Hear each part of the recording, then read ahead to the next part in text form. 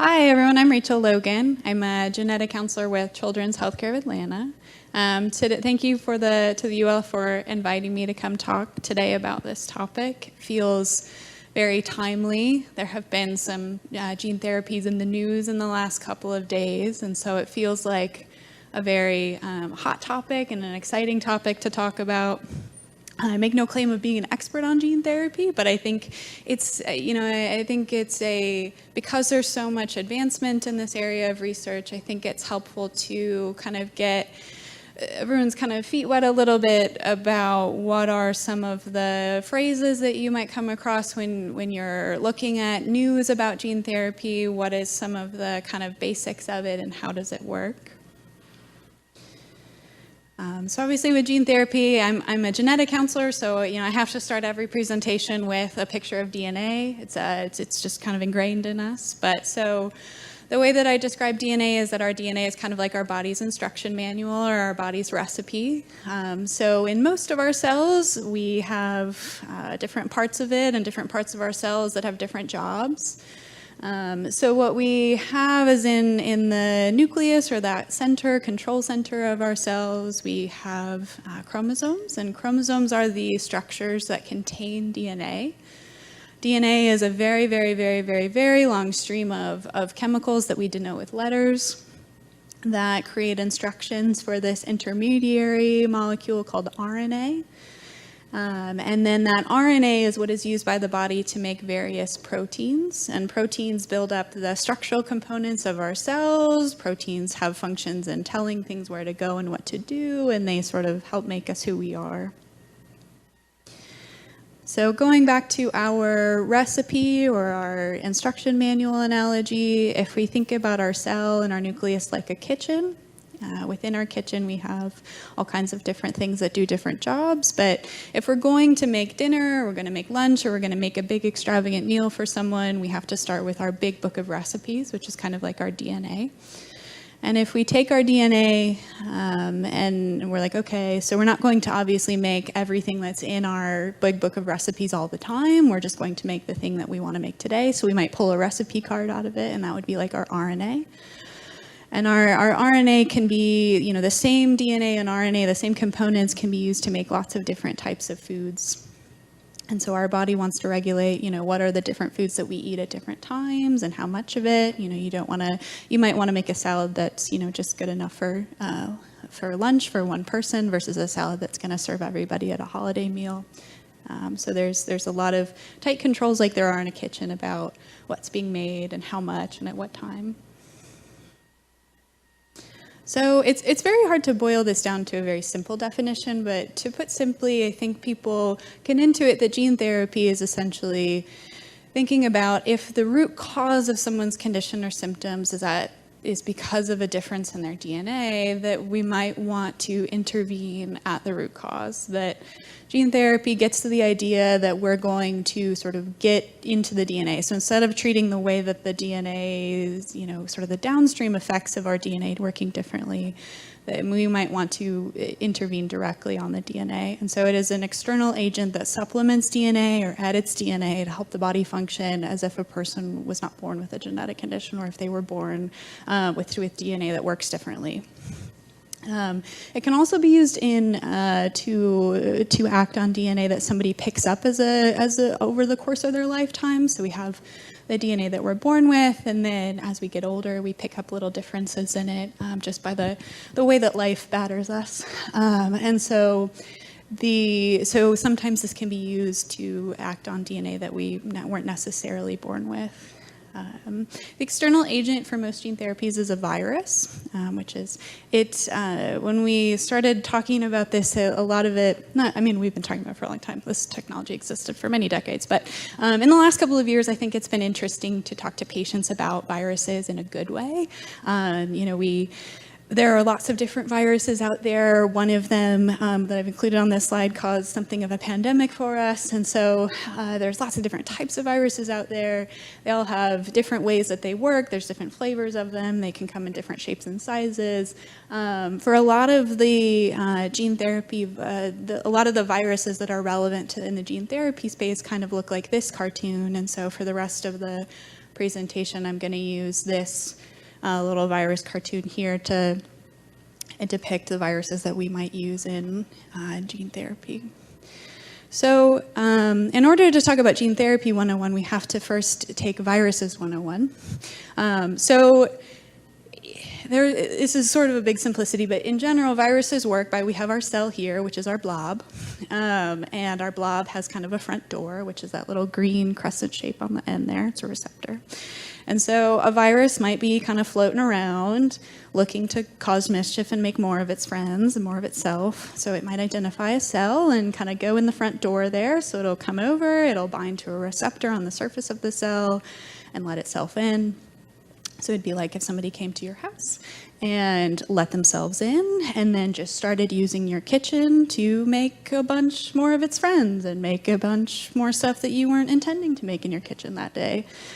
So we have our sort of machinery of our cell in the middle there. So our virus comes in, lets itself in, starts using your machinery to make more of itself, and then there are so many people that you didn't invite to your house that the house just kind of bursts open, and then they go on to more people's houses, and that's how you can get sick with a viral illness, is that you have a bunch of viruses that sort of took over your body to start making more of itself and start spreading. And so that was kind of generally how viruses work when they, have that sort of sinister expression on their face, which I've tried to represent with cartoons.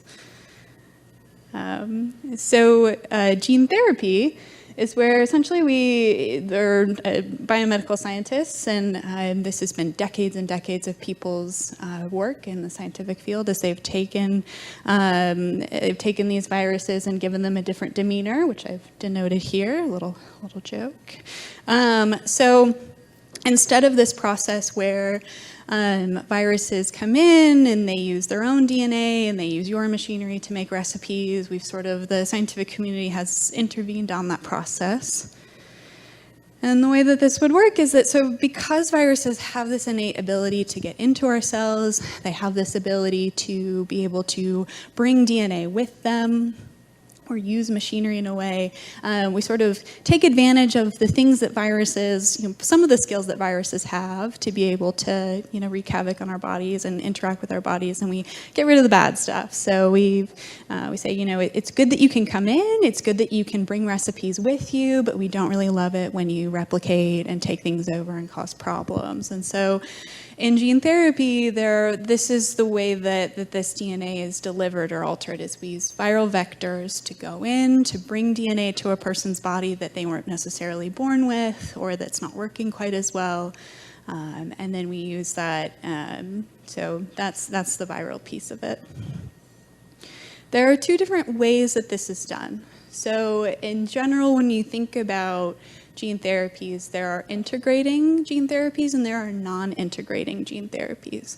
So if we're using a virus to bring DNA into a person's body, there's an integrating type, which is where a virus would go into that sort of central book of recipes and start writing things in there or editing things that are within sort of your central book of recipes. These are the ones that you're born with, and sort of goes in and changes that. So it really, goes into that, main book of recipes and changes it in some ways, like integrates itself in with that.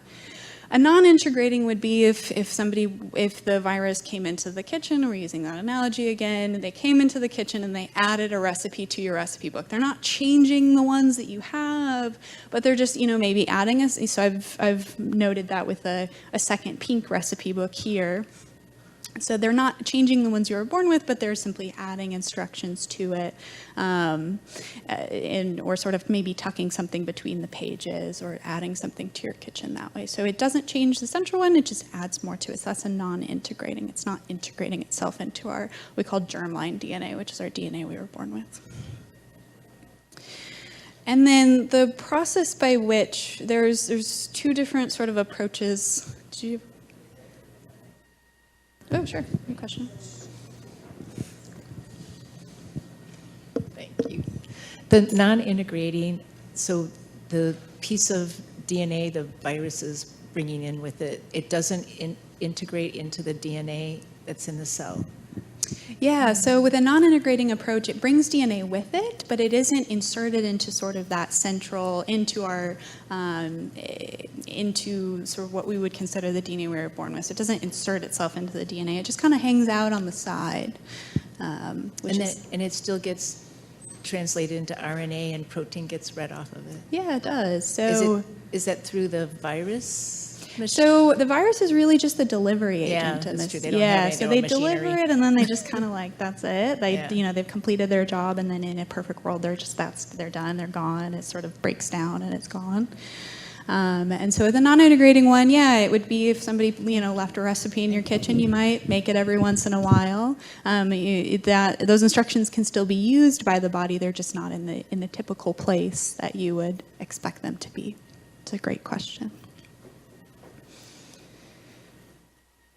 So there's two different ways that we, so you'll hear them described in terms of the way, what is the context by which the virus is brought into the body. So an in vivo approach, I think, is probably what people think about more often. And so this would be, we just sort of, as if you were to get a cold or as if you were to get an illness, they're just like all of your body is exposed to the virus. The way that this works is that for most instances, it's like being hooked up to an IV.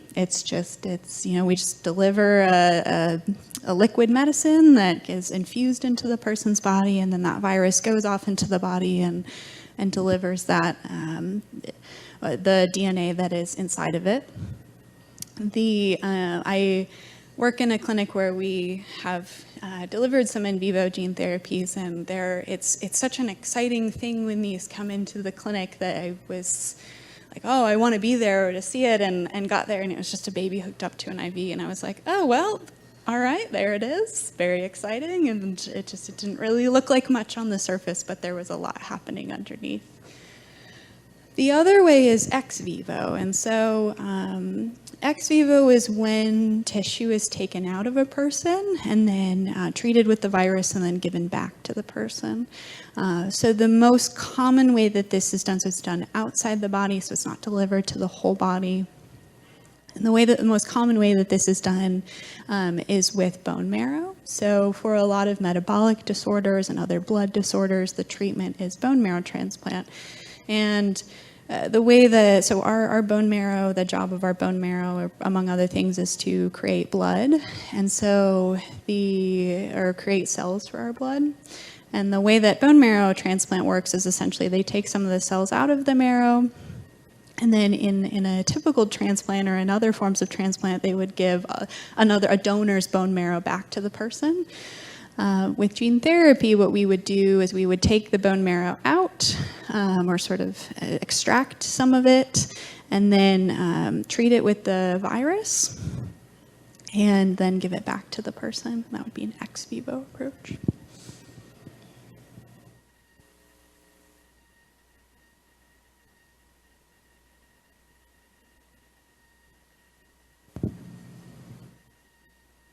Is there another microphone?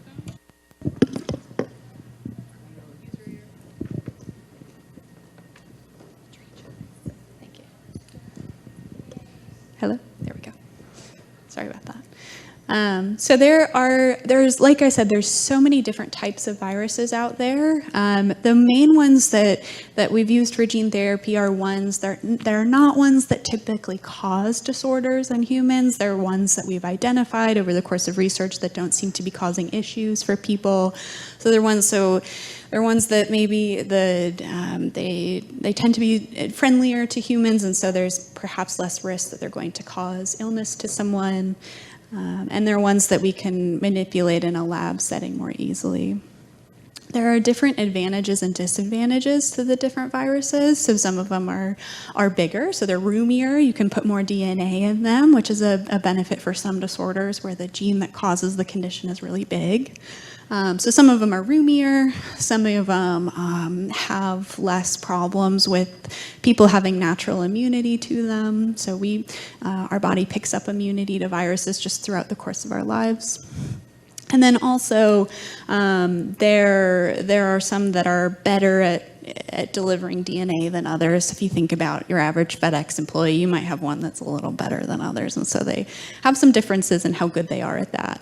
So in general, lentiviruses are used for integrating gene therapies, and so these are ones that are typically a little bit better at sort of going in and interfacing with our body's core DNA, whereas adenoviruses are generally used for non-integrating gene therapies, although it's not a hard and fast rule. They're just kind of generally used for both of them. There's pros and cons to both. And in general, what I think we hinted at a little bit earlier is that we have to be really precise. So the DNA that we're born with is, if you think about how profound it is that somebody might have a single difference in the spelling of their DNA, and that is why they have the diagnosis they have.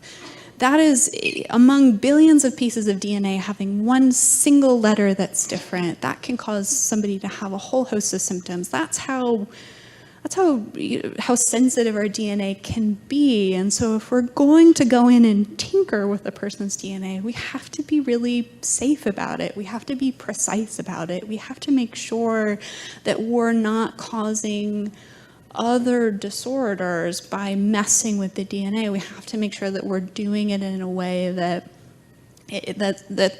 treats the root cause of it without causing other issues down the road. And I think that's why so much of these therapies has taken a really long time to bring to the clinic, because we've had to be really, really cautious in the idea of the way, when we're tinkering with DNA, we have to be really careful. And there's different ways that folks have gone about this. So there's folks who think about repairing the DNA. So let's say, or changing it. If we know there's a single letter misspelling that's causing the disorder, we could go in there and change it, perhaps. Or if someone wasn't born with a gene and that's what's causing their symptoms, where most folks have 1 or 2 or 3 copies of that gene, this person was not born with any, we might be able to go in and supplement the gene that they weren't born with. For some genes, not having it is not really the problem. It's that it's too active, and in that case, we might be able to knock it out a little bit, so take it out or cause it not to work as well, and that might help. And for others, it's this very sensitive balance of Goldilocks, not too much and not too little, and we have to get right in the middle of it. And so in order to develop a gene therapy for a disorder, we have to understand at a very intimate cellular level, what is it exactly about this particular difference in the DNA that's causing their symptoms down the road? What is it exactly, and how might we go in there and make some adjustments that might cause that person some relief in their symptoms? And getting to this a little bit, there's a lot of challenges with gene therapy. There have been some safety concerns in the past. But we have to think about when is the right time to do it? When's the optimal time? And for most of them, it's when folks are young, or perhaps before they've had symptoms. We have to think about our DNA is different in different tissues. Our core DNA is the same, but our tissues use it in different ways. And so how do we make sure that it's actually being expressed in the tissues that we care about the most?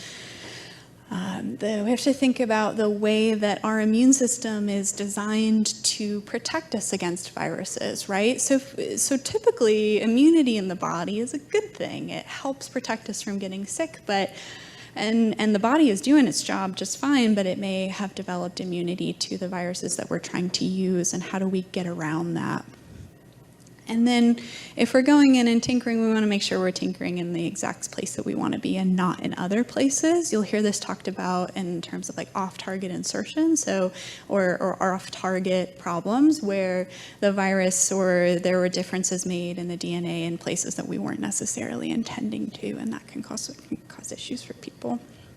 We also want to make sure that virus doesn't then get out in the world and start messing with other people's DNA, which feels very sci-fi, but it is something we have to think about.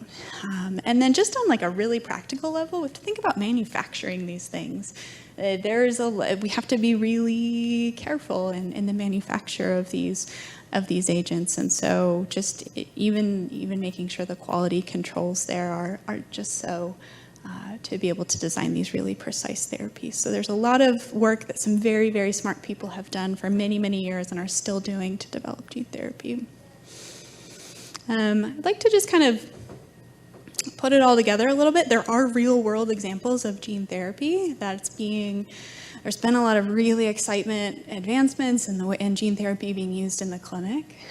So I would like to say that the audience here will have the pleasure of me attempting to pronounce the generic names of some of these gene therapies, but I may have to opt out. It's been a little bit of a long day, but the generic names for gene therapies tend to be kind of a mouthful. But so there's been one that's been developed for metachromatic leukodystrophy that's been approved in the EU since 2020. And so the way that this one works, so this one, if we're kind of thinking back to earlier parts of the presentation, this is a supplementary. So this provides instructions to create the enzyme that folks who have MLD don't make as much of.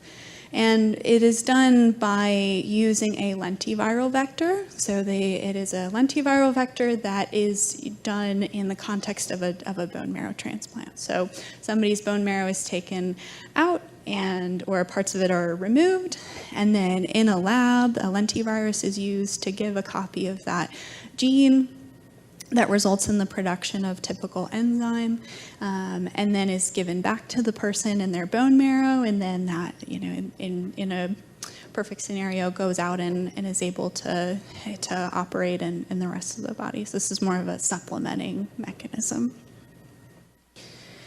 Another very similar example is in adrenoleukodystrophy. So there's been a gene therapy for this one that was approved recently, and it operates by a very similar mechanism. It's for cerebral ALD. And this is, so bone marrow transplant has been used in the treatment of cerebral adrenoleukodystrophy for a long time. And this, instead of using a sibling donor, is using the person's own marrow that has been supplemented with the gene that causes the protein to be expressed in the body. So that's another exciting example there. And then this is not a leukodystrophy, but just for the sake of an example and of learning, the gene therapy for spinal muscular atrophy was approved in 2019. Spinal muscular atrophy is a nerve condition, wherein folks who have this condition have it because they weren't born with any copies of a gene called SMN1. And this one is a non-integrating vector, and so this one is, but it is an in vivo one. So this is one that is delivered to the whole body by way of an IV, and so that one, the virus is delivered to the person, and it creates something called an episome, which is where it's just kind of DNA that's floating outside of the rest of our DNA. So it's a supplementary mechanism as well. And then there was a really great talk in the scientific session on Thursday about antisense oligonucleotide therapies. So I think a lot of times when people ask me about gene therapies, they've probably heard of ASO therapies as well. And these are also sort of gene-based therapies, or therapies that have their roots in DNA or RNA. And so it's not technically a gene therapy, but it is sort of a gene-acting therapy, or when people talk about gene therapy, this is a little different. But the way that ASOs work is sort of a very small piece of RNA is delivered to the body to influence the way the proteins are made. And so you can kind of think about it this way if we go back to our kitchen mechanism. So instead of altering the DNA, sort of that root base instructions, we sort of give the body a different RNA or a different recipe to make that day. And these are, whereas most gene therapies are a one-time infusion or one-time intervention. So you go in, the virus does its job, it leaves, that's kind of it. Antisense oligonucleotide therapies, or ASO therapies, have to be delivered on an ongoing basis. But just to kind of mention, the honorable mention to ASO therapies. That was all the slides I had, but I would love to, if anyone has any questions or anyone in the chat talking. It's really been an exciting area of development in the last couple of years, and thanks again for having me. You can make people Hi, I had a question. I have adrenomyeloneuropathy. Now, how would I find out if gene therapy would, or if I'd be able to try it out? So the best place to learn about gene therapy in an AMN or in other disorders would be in the US clinicaltrials.gov. So it's a public resource where you can type in the disorder you're interested in, and you can also include other keywords in there. So you would include gene therapy, and then it would tell you about clinical trials where gene therapy might be being investigated. Another great place would be through like the United Leukodystrophy Foundation or other groups that work in the ALD or AMN space. They're going to keep updated on what sorts of therapies are approved for different indications. But yeah, good question.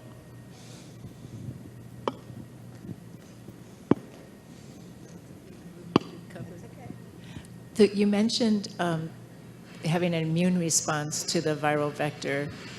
Do they do any testing of the patients beforehand to see if they have antibodies against the virus? Yeah, great question. So yes, so in most instances we would have to check to make sure somebody doesn't already have immunity to the virus that we would want to deliver to them. It's another reason why younger patients tend to be the focus for a lot of these, is because they haven't had as much time to build up a natural immunity to a lot of the vectors. There have been some studies done in some disorders where they've experimented with temporarily kind of knocking down the body's immune system to try to get open the door for that virus to be delivered. But there's additional risks with that because our immune system, in most instances, is doing a good job, and we don't want to intervene with the job it's doing. But yeah, so yes, we would have to check to make sure somebody doesn't already have immunity to it, because we don't want to cause them to get sick in another way. And are there any other adverse effects that are potential with this type of therapy? Yeah, I mean, there's lots. There's side effects with everything, and some of the big things that we think about are the way that the body is processed, or the way the body processes the virus. So, having a body exposed to a virus is going to have perhaps some drawbacks. So there's the short-term effects of things like sometimes the liver can be stressed by it, sometimes the heart can be stressed by it. These are just very general. This isn't anyone in particular. But then there's the long-term effects of these drugs haven't been out there for very long, and we don't have a ton of long-term data on what are the long-term effects of having different DNA than we were maybe necessarily born with. So there's that, and then there's risks with anything. But yeah, those are the main things we think about. Yeah, thank you. I was going to ask about if you knew, because probably the most recent gene therapies to have an issue are the two that are approved for muscular dystrophy, and they both were having liver failure and in some cases death. So that wasn't. So that was due to the viral component of the not the DNA message, but right. Yeah. So viral. So you're just talking. There's thinking about stress to the liver and the heart with the virus itself and the infusion of it, and that's why we have to be so careful in these trials and really make sure that we're not causing other issues, and I think that's why the research space has required so much patience on our end. Is we want to make sure that we're doing it in a way that's safe and helpful for people. I just have two more questions. Okay, just go for it. So, are the animal models predictive of liver or heart problems?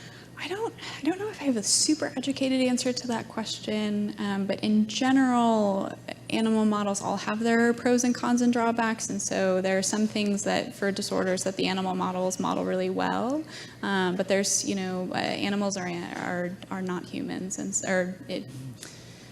the animal models we use are not humans, and so they all have the things that they seem to mimic well in humans, and that's why we use them. And then they all have things that maybe we can't always perfectly predict with an animal model. last question. So for a drug that you wanted only to be delivered to the brain, have they been doing gene therapies with delivery intrathecal? And that's my last. Sure they have in research trials, but I will have to get back to you on that one. But yeah, in theory, we would, the concern would be about, making sure, so the question you're asking is about trophism, which is making sure that the DNA and the protein that we care about is getting to the tissues that we care about, to your point. And sometimes we do have to go in, and this is just a very general answer, but sometimes we do have to go in through the CSF to get to the brain, whereas for other things it's okay if it's just sort of expressed in the rest of the body. But yeah, I don't have a great answer for that question. It's a good one. I wish I had a better one. Any other questions in the chat or on? Sure, yeah. Thank you very much for your very informative presentation. I have a question. If you need to predict, because we are in very early stages with these therapies, that where we are in 10 or 20 years' time, what do you say? If I knew that, I would not sure I'd be here.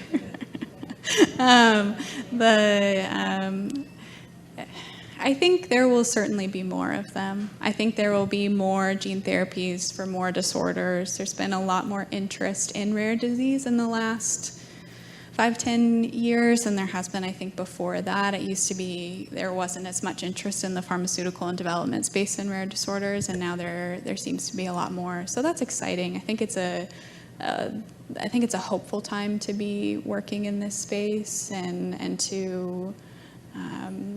I think we will certainly have more of them. I think we will probably have to reckon with identifying, what are the systems that we have in place for identifying folks earlier. I think there will be a lot of focus on identifying folks as early as possible.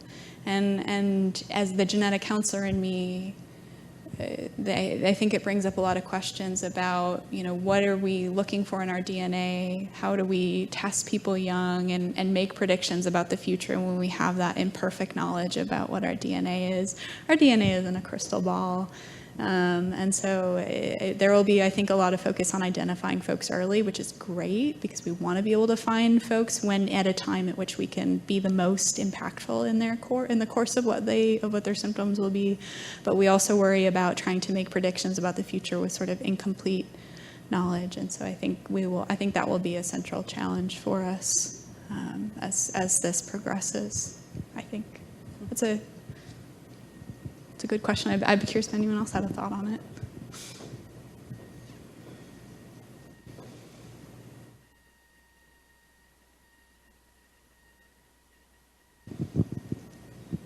Wonderful. Well, I'll stick around for a little bit if anyone wants to chat. Thank you so much for your attention and your time, and it was lovely to spend some time with you all.